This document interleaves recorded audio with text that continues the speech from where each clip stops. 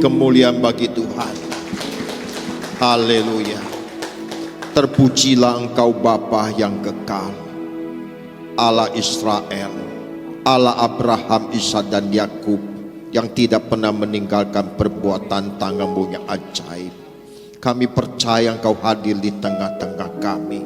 Engkau membaca setiap hati kami, bencana hati kami. Biarlah kami memberi ruang Engkau bekerja di pagi hari ini. Roh Kudus yang mengambil alih seluruh rangkaian pemberitaan firman dari awal, pertengahan hingga pada akhirnya. Hamba tidak punya apa-apa yang dapat hamba sampaikan selain isi hati-Mu sendiri ya Tuhan. Mari Roh Kudus berhadir di tempat ini, membaharui kami, menjamah kami, menyegarkan setiap jiwa kami. Di dalam nama Yesus Kristus Tuhan kami bersyukur dan kami berdoa. Amin.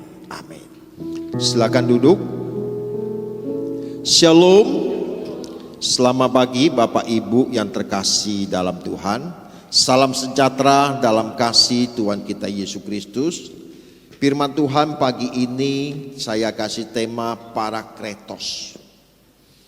Parakletos itu artinya pendamping, penghibur atau penolong dalam bahasa Yunani. Pribadi Roh Kudus ini adalah pribadi yang sangat penting dan sangat sentral dalam kehidupan gereja Tuhan. Tanpa Roh Kudus, gereja akan mengalami kelumpuhan, tidak berdaya guna, tidak memiliki kuasa dan otoritas.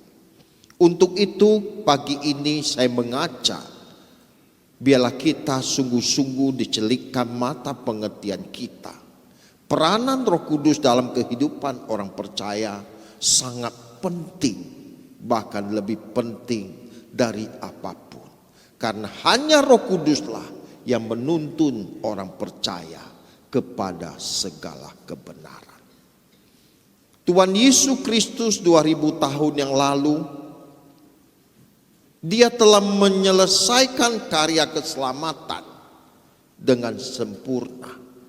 Dia tergantung antara langit dan bumi untuk menebus setiap manusia, dari manusia pertama sampai manusia terakhir. Tetapi sebelum Dia mewujud nyatakan atau menyelesaikan karya kemesiasan tersebut, Tuhan Yesus berulang-ulang berkata, Ia akan memberikan seorang penolong yang lain, yang akan menyertai orang percaya sampai kesudahan zaman.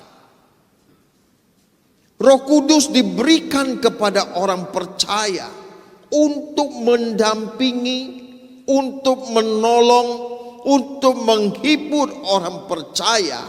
Bukan hanya pada zaman rasul-rasul hidup, tetapi sampai akhir zaman. Oleh sebab itu kita harus memberi ruang kepada Roh Kudus untuk bekerja di tengah-tengah kita. Parakletos adalah sesuatu yang sangat penting yang harus kita hayati, karena parakletos itu menuju kepada pribadi Roh Kudus yang dijanjikan oleh Tuhan Yesus sebelum Dia menyelesaikan karya kemesiasan di atas bukit Golgota. Untuk mengawali pemberitaan firman Tuhan ini, saya mengajak kita membuka di dalam Injil Yohanes pasal 14 ayat 15 sampai ayat yang ke-20. Injil Yohanes 14 ayat 15 sampai ayat yang ke-20. Saya akan membacakan bagi Bapak Ibu, tolong diperhatikan ayat demi ayat, karena ini ditulis oleh Tuhan Yesus sendiri, yang disampaikan oleh Tuhan Yesus sendiri. Karena kalau dalam Alkitab, kalau kita membaca tulisan warna hitam itu biasa ditulis oleh para rasul atau murid. Tetapi kalau tulisan berwarna merah itu adalah perkataan atau penyataan langsung yang diungkapkan oleh Tuhan Yesus. Saya mengajak kita memperhatikan ayat ini, ayat yang 15 dari Injil Yohanes 14. Jikalau kamu mengasihi aku, kamu akan menuruti segala perintahku. Aku akan minta kepada Bapa, dan Ia akan memberikan kepadamu seorang penolong yang lain, supaya Ia menyertai kamu selama-lamanya, yaitu Roh kebenaran. Dunia tidak menerima Dia, sebab dunia tidak melihat Dia dan tidak mengenal Dia. Tetapi kamu mengenal Dia, sebab Ia menyertai kamu dan diam di dalam kamu. Ayat 18. Aku tidak meninggalkan kamu sebagai yatim piatu. Aku akan datang kepadamu. Tinggal sesaat lagi dan dunia tidak akan melihat aku lagi. Tetapi kamu akan melihat aku, sebab aku hidup dan kamu pun akan hidup. Ayat 20. Pada waktu itulah kamu akan tahu bahwa aku di dalam Bapa-Ku dan kamu di dalam aku dan aku di dalam kamu. Ayat ini ditulis oleh Tuhan Yesus. Dia sadar, dia tahu bahwa murid-muridnya akan mengalami satu goncangan yang hebat. Karena murid-murid Tuhan berharap bahwa Yesus Sang Mesias menjadi raja versi orang Yahudi, yaitu ada pemerintahan yang memerintah. Karena pada waktu itu orang-orang Yahudi sedang dalam penjajahan Romawi. Mereka masuk dalam aniaya yang hebat, sehingga mereka mengharapkan Yesus inilah menjadi raja mereka. Tetapi Yesus harus mati di atas bukit Golgota. Sebab kerajaan Tuhan bukan dari dunia ini. Murid-murid itu belum mengerti, belum memahami dengan benar bahwa Yesus datang ke dunia ini bukan mendirikan kerajaan di bumi, tetapi kerajaan Tuhan adalah di langit baru dan bumi baru atau Yerusalem baru. Tetapi Tuhan Yesus sudah mengingatkan, aku akan minta kepada Bapa supaya Ia memberikan kepada kamu seorang penolong yang lain yang akan menyertai kamu bukan 1 abad, 2 abad, tetapi selamanya. Kenapa Roh Kudus itu diberikan? Karena Roh Kudus itu Allah, Roh Allah yang melingkupi jagat raya yang tidak terbatas. Kalau Tuhan Yesus, Dia berkuasa melakukan mujizat, orang lumpuh berjalan, buta melihat, tuli mendengar, mati dibangkitkan. Dahsyat gak Tuhan Yesus? Dahsyat. Tetapi masalahnya Tuhan Yesus memiliki keterbatasan secara fisik. Kenapa saya kasih dalam tanda kutip keterbatasan? Kalau Yesus ada di Yerusalem, Dia tidak ada di Galilea. Kalau Dia ada di Kapernaum, Dia tidak ada di Efesus. Fisiknya terbatas. Dia ada di GSKI, Rehoboth, Bekasi atau Harapan Baru. Dia tidak ada di GSKI Mall Atagadi. Kalau Yesus secara fisik, Dia terbatas. Saya lagi di sini, saya tidak ada di berbagai tempat. Tetapi Roh Kudus yang akan dicurahkan, Dia bukan hanya ada di sini, Dia ada di seluruh jagat raya. Dia tidak terbatas. Dia hadir di tempat yang bersamaan. Tidak ada wilayah di mana Roh Kudus tidak hadir. Dan kalau Roh Kudus hadir, Dia akan menyertai kita sepanjang masa. Bahkan ketika kita percaya Yesus Kristus Tuhan, sejak itu kita dimateraikan di dalam diri kita bahwa kita miliknya. Kita ditandai bahwa kita milik kepunyaan Allah. Makanya di dalam 1 Korintus 12:13, kalau jika roh Allah, jika Roh Kudus ada di dalam hidupmu, engkau tidak mungkin bisa berkata, terkutuklah Yesus. Enggak mungkin. Jika Kristus ada di dalam hidup kita, kita tidak mungkin berkata terkutuklah Yesus. Dan tidak seorang pun bisa berkata Yesus adalah Tuhan selain daripada Roh Kudus. Jadi kalau kita bisa percaya Yesus Tuhan, juru selamat dunia ini, itu karena bukan keperkasaan kita, karena ada Roh Kudus di dalam diri kita. Betapa bersyukurnya. Bukan hanya itu, Roh Kudus itu diberikan untuk menuntun kita kepada segala kebenaran. Bahkan Allah tidak meninggalkan kita sebagai yatim piatu. Yatim piatu, bagaimana murid-murid itu kecewa Bapak Ibu. Ketika Yesus yang diharapkan menjadi raja, versi mereka, akhirnya malah Yesus mati. Harapan mereka pupus.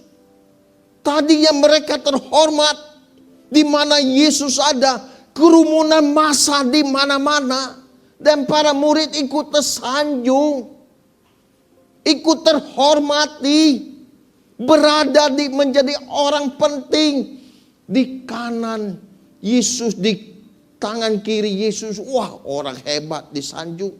Kalau kita dekat orang hebat, orang besar, senang gak Bapak Ibu? Senang sekali, bangga. Walaupun cuma pegang tasnya doang, walaupun pegang iPadnya doang, bangga. Tapi lebih dari itu Bapak Ibu, tahu gak? Roh Kudus ada di dalam kita. Makanya murid-murid kecewa.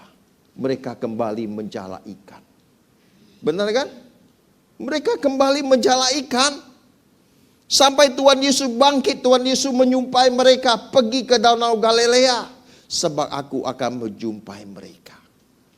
Pada Tuhan Yesus sudah mengajar mereka berulang-ulang, aku akan membangun bait Allah dalam waktu 3 hari. Mustahil.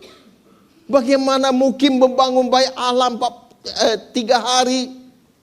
Pada bait Allah Salomo dirikan itu 40 tahun Bapak Ibu. Sedangkan Tuhan Yesus bisa membangunnya dalam 3 hari. Itu menuju kebangkitannya. Sebab bait Allah yang sesungguhnya, setiap diri kita ada roh Allah. Tidak tahukah kamu bahwa kamu ada bait Roh Kudus? 1 Korintus 6:19-20. Bait Allah berkenan diam di dalam diri kita. Betapa luar biasa. Kalau Allah yang punya jagat raya yang tidak terbatas hadir di dalam hidup kita, maka kita harus menjaga perasaan Tuhan. Kita harus menjaga pikiran Tuhan. Kita harus menjaga kekudusan, kesucian. Setiap kata, setiap tulisan, setiap apa yang kita lakukan harus seirama dengan Tuhan. Sebab kalau tidak, ada perasaan yang tidak enak atau tidak sejahtera. Pribadi Roh Kudus adalah pribadi yang sangat aktif bekerja. Tiada hari Roh Kudus tidak berkarya di dalam kehidupan kita setiap saat.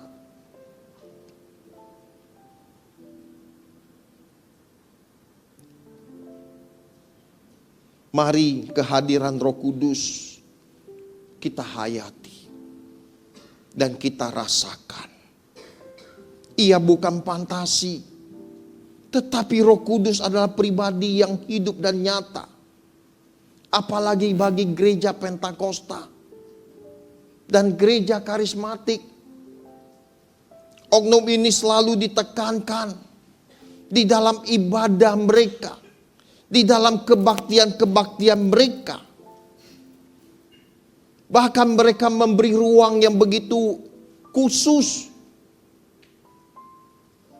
Tetapi sebagai gereja suara kebenaran Injil, kita juga gereja yang mengakui pribadi atau oknum Roh Kudus.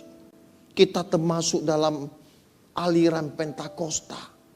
Kita percaya pribadi Bapa, percaya pribadi Tuhan Yesus Kristus, dan percaya Roh Kudus. Biarlah hari ini kita mau belajar, kita mau beri beruang yang seluas-luasnya bagi Roh Kudus bekerja di dalam kehidupan kita secara pribadi, sebab Dialah yang akan menuntun kita kepada segala kebenaran. Kalau gereja tidak memberi ruang bagi Roh Kudus berkarya, percaya, suka atau tidak suka, gereja itu suatu hari akan mati. Gereja itu tidak akan mengalami lawatan Tuhan. Tidak ada gairah atau spirit Allah yang dinyatakan. Tetapi kalau kita sebagai gereja memberi ruang Roh Kudus bekerja, maka Dia akan berkarya. Tetapi yang menjadi masalah, sudahkah kita memberi ruang Roh Kudus bekerja sebebas-bebasnya? Jangan kita membatasi pekerjaan Roh Kudus hanya dengan liturgi gereja.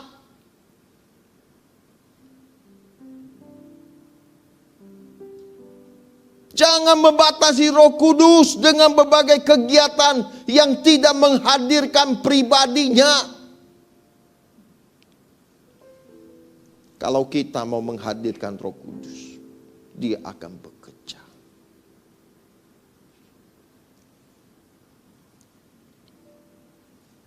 Makanya Bapa di surga memberikan seorang penolong yang lain, yaitu Roh kebenaran. Dia tidak meninggalkan para murid itu sebagai yatim piatu, karena Roh Kudus akan mendampingi kita sampai kapanpun. 1 hari 24 jam, 1 minggu 7 hari Dia mendampingi kita. 1 bulan 30 hari Dia mendampingi kita. 1 tahun 350 hari Dia mendampingi kita. Tidak ada hari Roh Kudus tidak hadir di dalam hidup kita. Tetapi masalahnya, kita memberi ruang kepada Roh Kudus atau tidak. Seringkali kita melukai Dia. Seringkali kita tidak menganggap Dia hadir. Kita suka-suka kita merasa kita berhak atas hidup kita. Padahal penebusan Tuhan menjadikan kita sebagai anak-anaknya. Dia membeli kita dengan harga yang lunas dibayar. Sadari Roh Kudus di dalam diri kita. Kita jaga perasaan Bapa. Kita jaga perasaan Tuhan. Jangan lagi kita melukai Tuhan dengan dosa sekecil apapun, sehalus apapun. Lewat dari apa yang kita pikirkan, lewat dari apa yang kita ucapkan, lewat apa yang kita renungkan. Apakah itu menyenangkan Tuhan atau tidak? Kita mau perkarakan. Mungkin Bapak Ibu pernah ditinggalkan. Baik orang teman, sahabat, saudara, bahkan oleh orang tua kita. Tetapi Roh Kudus tidak pernah meninggalkan kita sedetik pun. Ia setia menyertai engkau. Ia setia mendampingi engkau. Ketika engkau merasa harapan hidupmu pupus, disitulah Roh Kudus hadir. Dia menjamah, menguatkan engkau. Ia tidak pernah mengecewakan kita. Pegang janji Tuhan ini. Dia tidak pernah meninggalkan kita seorang diri sebagai yatim piatu. Walaupun hari ini engkau hidup sendirian dan tidak punya siapa-siapa, tetapi ketika Roh Kudus hadir di dalam hidupmu, itu cukup. Dialah yang menjadi kekuatan kita, menjadi sumber penghiburan kita, tempat perteduhan kita. Mari saya mengajak kita, jadikan Roh Kudus sebagai mitra, sebagai partner, sebagai sahabatmu. Orang lain bisa mengecewakan kita, termasuk pendeta juga bisa mengecewakan kita. Jangan kita anggap pendeta itu malaikat. Malaikat aja bisa error, bisa jatuh. Pendeta manusia, tapi kalau pendeta yang berjalan dengan Roh Kudus, pasti menjadi agung dan mulia. Mari kita bergantung kepada Tuhan, bukan kepada manusia. Jadikan Roh Kudus sebagai partner Bapak Ibu dalam segala situasi dan kondisi yang kita alami. Kalau engkau susah, Roh Kudus hiburkan. Kalau engkau lemah, Roh Kudus kuatkan. Kalau engkau berputus asa, tidak punya siapa-siapa, Roh Kudus yang akan memberi pengharapan. Tak kala engkau sakit, Ia hadir. Ia menyembuhkan engkau.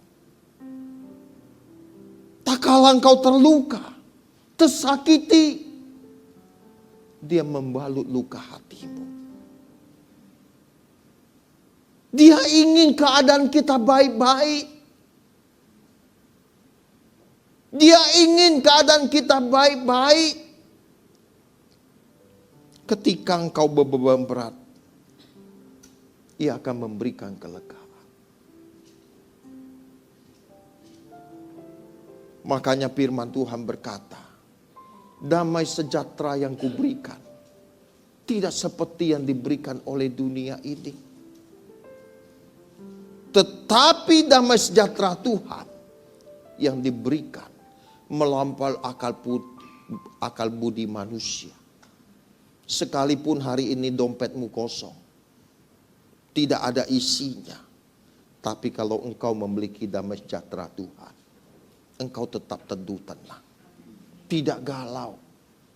Ada orang dipikir susah, aduh Pak, aku lagi puasi loh, lagi susah banget Pak. Kondisi ekonomi lagi tidak kondusif. Aduh pusing, dia ngeluh sama pendeta. Pendeta itu mau keluarin duit, dia pikir mau bantu. Ternyata dia lanjutkan omongan, Pak. Aduh, kalau uang saya di bawah 30 miliar, rasanya saya nggak punya apa-apa. Mati gak lu? 30 miliar aja dia rasa nggak punya apa-apa. Gimana kita rekeningnya? Nol. Pernah gak Bapak Ibu rekeningnya nol? So jujur Bu. Puji Tuhan. Rekening kita nol. Karena potong admin bahkan minus. Nggak masalah rekening kita nol. Asa sukacita damai sejahtera Tuhan yang melampaukan budi manusia memelihara hati pikiran kita. Itulah yang membedakan kita anak dunia dengan anak Allah. Kalau anak dunia galau menghadapi masa depan ini, rasanya pesimis. Dia tidak tahu arah tujuan hidupnya. Tetapi kita sebagai bangsawan surgawi, penderitaan yang kita alami tidak sebanding dengan kemuliaan yang akan kita terima suatu hari kelak bersama dengan Tuhan di langit baru dan bumi yang baru. Walaupun hari ini rumah kita kontrakan, enggak masalah. Nanti ketika rumah abadimu jadi, Tuhan bawa pulang, namamu tertulis, masuklah dalam kemuliaanku. Wah, bahagia. Kita gantungkan hidup kita, sukacita kita, pengharapan kita hanya kepada kerajaan Bapa di surga, bukan yang lain. Untuk itu Roh Kudus dicurahkan, diberikan kepada kita untuk mendampingi kita sepanjang masa, sepanjang abad, sampai kesudahan zaman.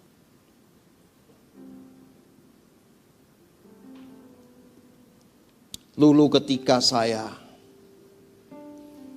masih duduk SMU, suatu hari saya dari kecil sudah bekerja. Karena saya merantau dari Sumatera ke Jakarta. Bahkan saya sekolah SMP di sini.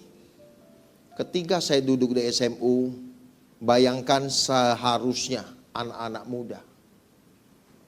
Waktu itu saya masih Konghucu, belum percaya Tuhan. Saya melihat teman-teman saya happy, bahagia. Anak belasan tahun seperti saya tidak seperti anak-anak lain. Kalau mereka pulang sekolah bisa makan, bisa happy, jalan-jalan, punya mobil dan seterusnya. Bahkan mereka ada yang SMP ke sekolah naik mobil mewah. Bahkan dia punya hotel di salah satu di mana saya sekolah. Saya pulang sekolah Bapak Ibu, kan dekat dari sekolah. Waktu itu saya sekolah Kristen Kanaan di Jalan Keran. Saya bersyukur saya disekolahkan di sana. Itu gereja Protestan. Tapi uniknya gereja Protestan ini gereja yang percaya aliran Roh Kudus. Setiap hari Sabat kami harus ibadah. Walaupun saya Konghucu, mau tidak mau kita ikut ibadah. Tapi saya bukannya ibadah, saya ganggu teman saya lagi ibadah. Kaki saya senggol, saya godain, dan seterusnya. Itu sampai di situ. Suatu kali Bapak Ibu, ketika saya lulus SMP sana, saya pindah ke SMU. Karena saya juga, tertekan juga pulang sekolah, harus bantu tante saya kerja dan seterusnya. Enak, bagus, mendidik saya menjadi matang dan dewasa. Saya tidak punya kesempatan bermain seperti orang lain. Bahkan kadang-kadang untuk mendapat kebebasan, ada teman-teman nakal, saya ikut nakal, bolos. Apalagi pelajaran bahasa Inggris, matematika. Itu pelajaran yang benar-benar tidak kita sukai. Apalagi jamnya mepet, hari ini kita bolos. Bolos saya. Kita pergi main keliling aja. Nah, tapi suatu kali teman saya, udah, lu kalau begini terus lebih baik, ya udah, lu kabur aja. Wah, ini teman nggak bener juga kan? Akhirnya gue pikir bener juga daripada begini. Kabur saya Bapak Ibu dari rumah tante saya. Selama 6 bulan saya kabur. Saya tinggal di rumah teman saya. Tapi hari itu saya sudah percaya Tuhan. Saya sudah percaya Tuhan. Dalam keadaan begitu saya bingung. Masa depan saya bagaimana? Saya nggak punya siapa-siapa di Jakarta ini selain tante saya, dan saya tinggal di rumah teman saya. Waduh, baik.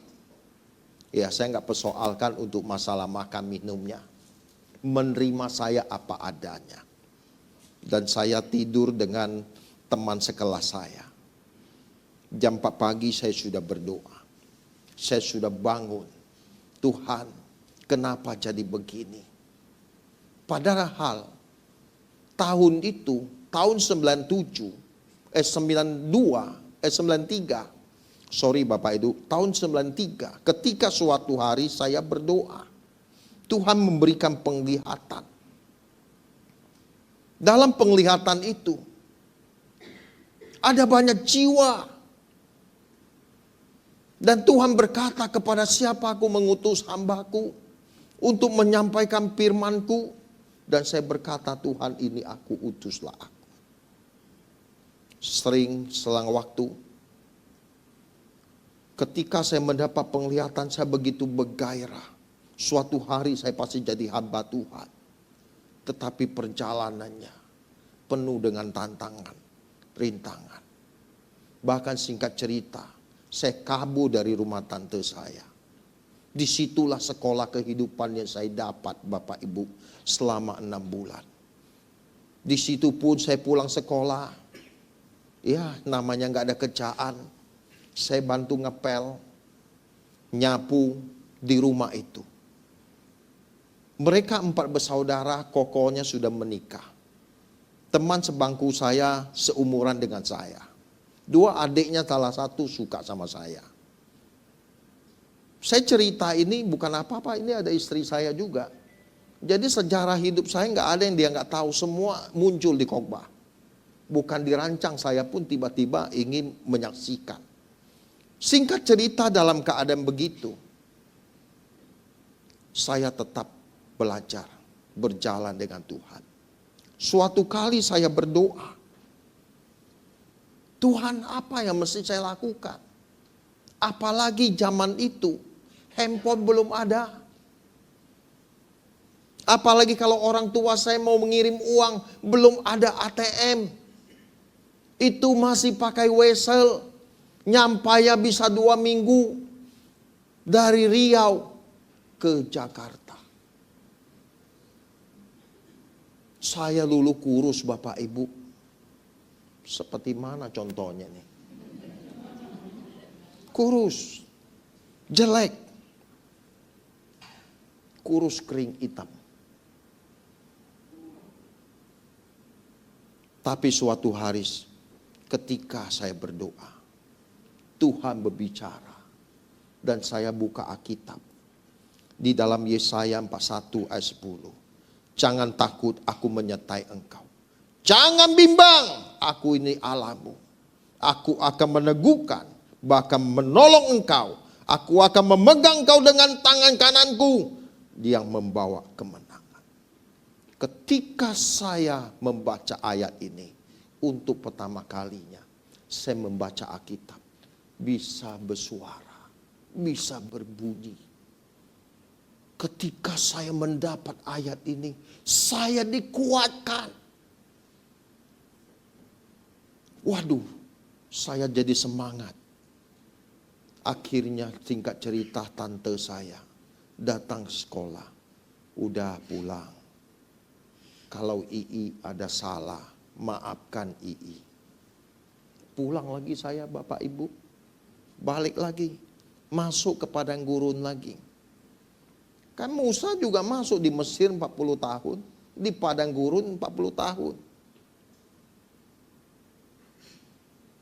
Singkat cerita, akhirnya saya balik lagi.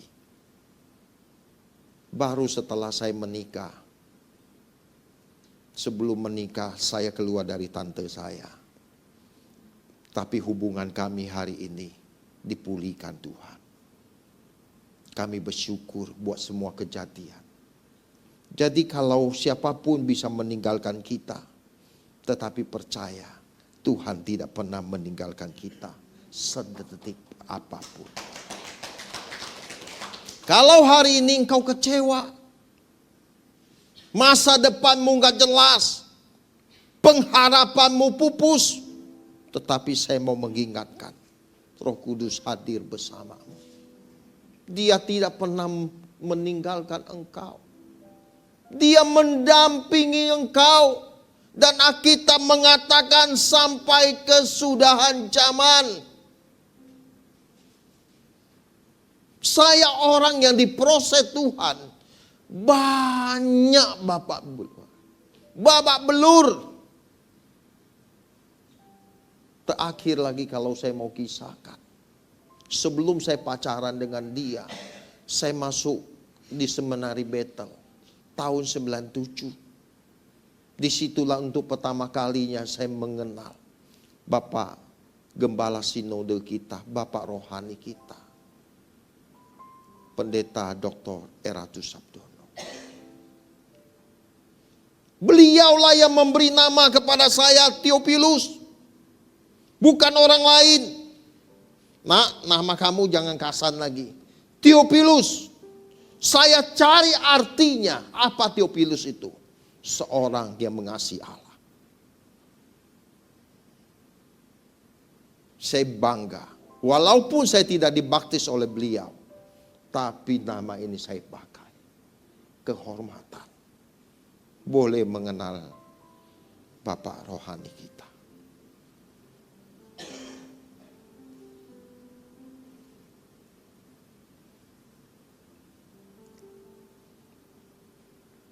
Saya waktu pacaran dengan dia Bapak Ibu.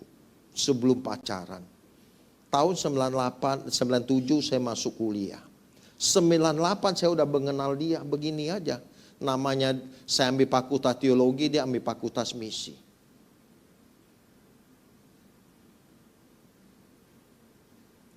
Waktu kuliah gabungan itu saya suka duduk di belakang.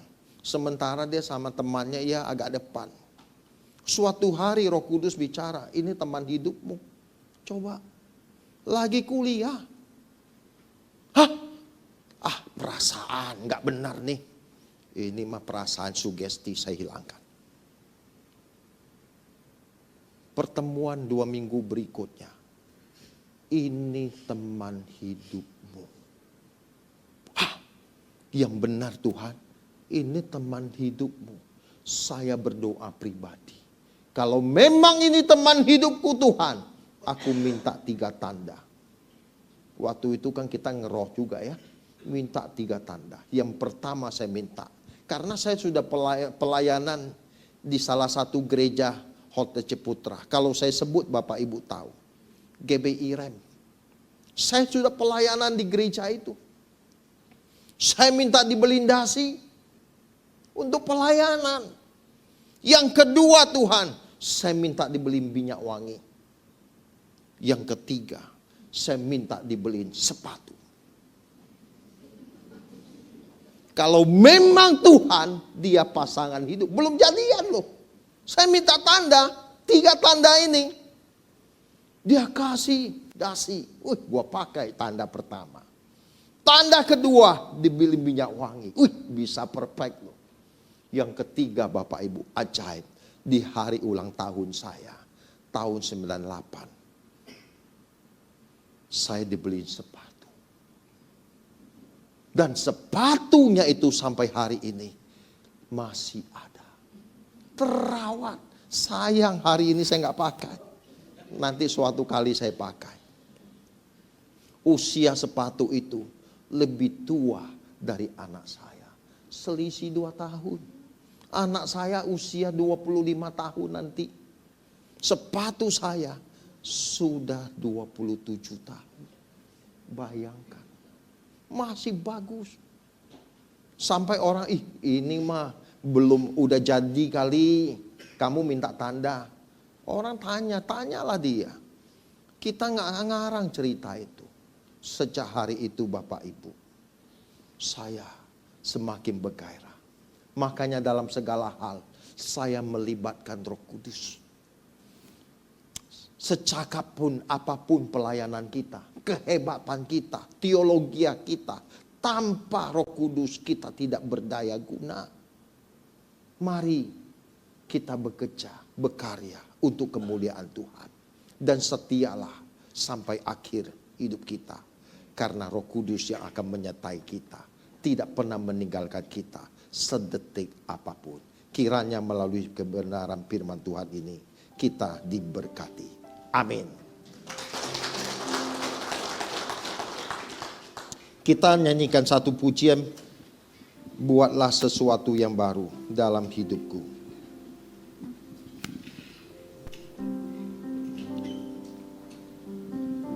Nanti habis doa penutup Bapak Ibu, saya akan meninggalkan tempat ini karena ada pelayanan lagi. Saya senang sekali buat waktu dan kesempatan yang diberikan oleh saya melayani tempat ini. Dan saya mengajak kita terus berkarya untuk kemuliaan Tuhan. Amin. Mari naikkan pujian ini Bu Lina. Buatlah sesuatu yang baru dalam hidupku.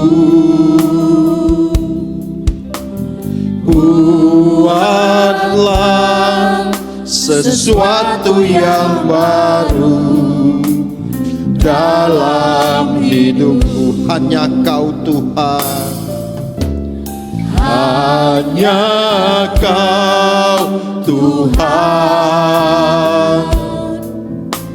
yang dapat melakukan. Oleh kuasa Roh Suci hidup dibaharui. Dari awal buatlah sesuatu yang baru. Saya mengajak kita bangkit berdiri. Buatlah sesuatu yang baru dalam hidupku. Benar Tuhan, kerjakan bagi kami. Buatlah sesuatu yang baru dalam hidupku. Hanya Kau Tuhan yang sanggup melakukan.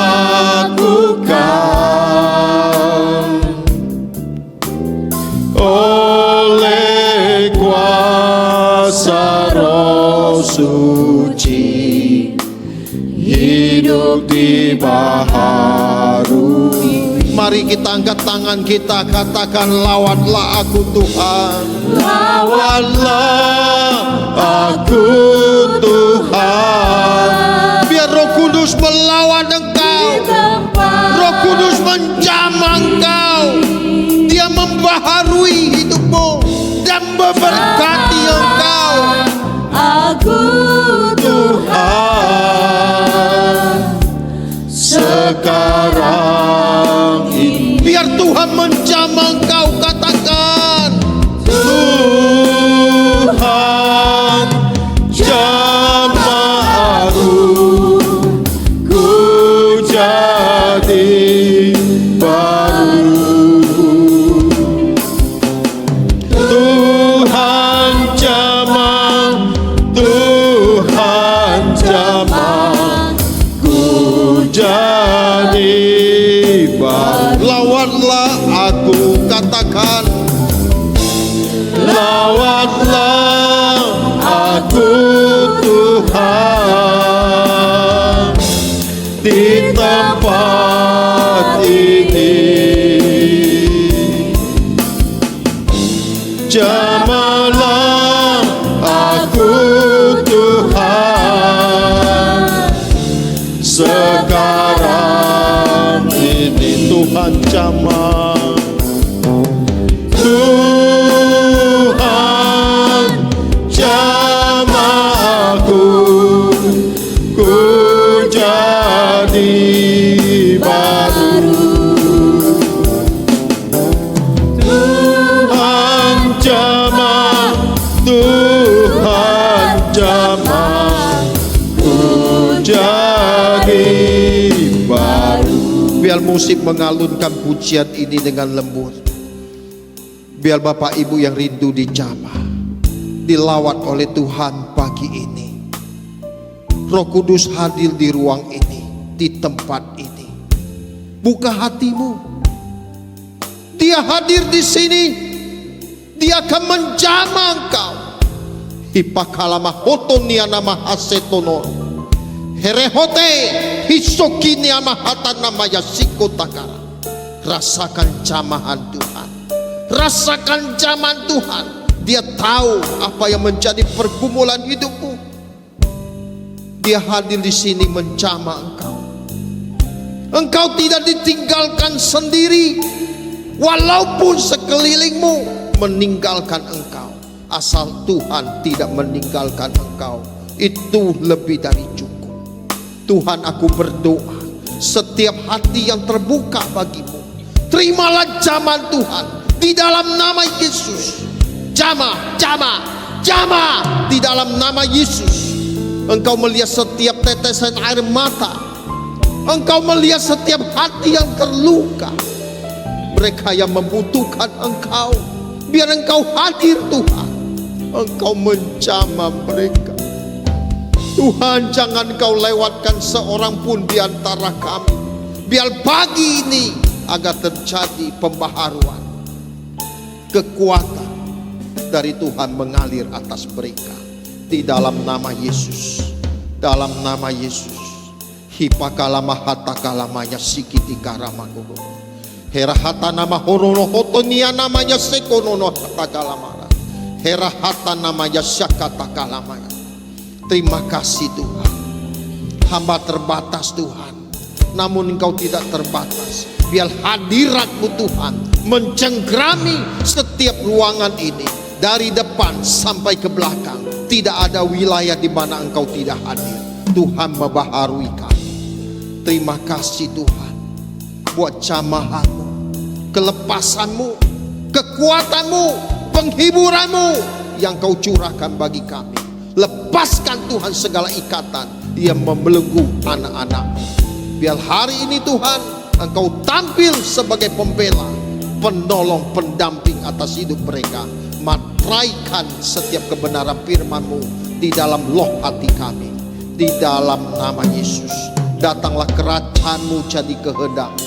Berkati gereja GSKI Harapan Indah Bekasi menjadi alat dalam tangan-Mu, agar melalui gereja ini banyak cepat diungsikan ke langit baru dan bumi yang baru. Berkati pengembalaan Bapak Pendeta Dr. Rikus lain, agar melalui pelayanan hamba-Mu Tuhan dimuliakan, Tuhan ditinggikan, dan gereja ini penuh dengan kemuliaan Tuhan. Kami juga berdoa untuk orang tua kami, Bapak rohani kami, Bapak Pendeta Dr. Eratus Sabdono, yang saat ini tidak bersama dengan kami, tetapi hamba tahu Roh Kudus ada di dalam hidupnya. Kalau jika kami mendapat belas kasihan, Tuhan Engkau berkarya secara nyata. Kami percaya kuasa-Mu, kami percaya mujizat-Mu. Tidak ada yang mustahil. Biar stroke yang mengikat hidupnya kami cabut, kami patahkan di dalam nama Yesus. Kuasa-Mu membebaskan dari segala stroke. Dia bisa berjalan seperti semula, baik tangan kanan, kaki kanan berfungsi dengan baik. Bahkan motoriknya Tuhan Engkau bangunkan di dalam nama Yesus. Dan dia juga bisa berbicara di dalam nama Yesus. Setiap syaraf-syaraf dalam tubuhnya, dari kepala sampai ujung kaki, Tuhan baharui yang baru di dalam nama Yesus. Biarlah hamba berdoa, Engkau yang hamba mengangkat tangan.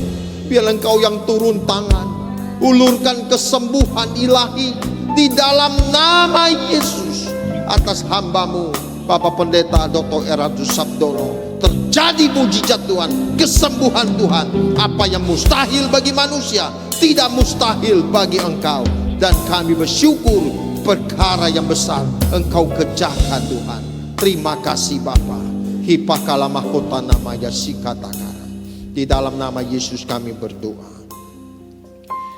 Lawanlah aku Tuhan di tempat ini,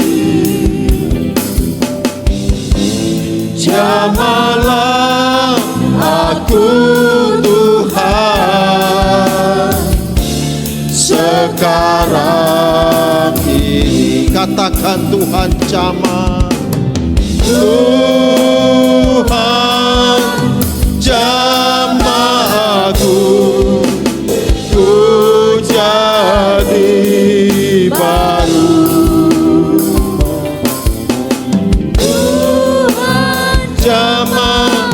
Tuhan jamah ku jadi baru.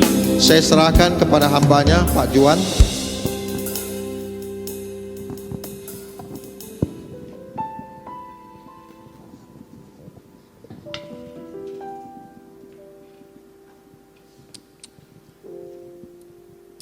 Terima kasih Tuhan buat lawatan-Mu di tempat ini. Bapa, kami berdoa menyerahkan hamba-Mu ke dalam tangan-Mu Bapa, dan kami mintakan berkat atas beliau. Bapa juga mengaruniakan, tambahkan juga hikmat, pengertian, pewahyuan atas setiap pelayanan pemberitaan firman-Mu. Terima kasih Bapa. Terima kasih Bapa. Roh-Mu yang kudus terus menolong kami, memampukan kami menjadi pelaku firman-Mu di dalamnya. Terima kasih Bapa. Keluarga dari hamba-Mu yang sudah melayani kami saat ini, kami mohonkan juga berkat-Mu. Terima kasih Bapa. Sebentar beliau meninggalkan tempat ini, melanjutkan pelayanan kedukaan Bapa, mohon penyertaan-Mu di dalamnya. Terima kasih Bapa. Dalam nama Tuhan kami Yesus Kristus, Bapa kami mengucap syukur dan berdoa. Amin.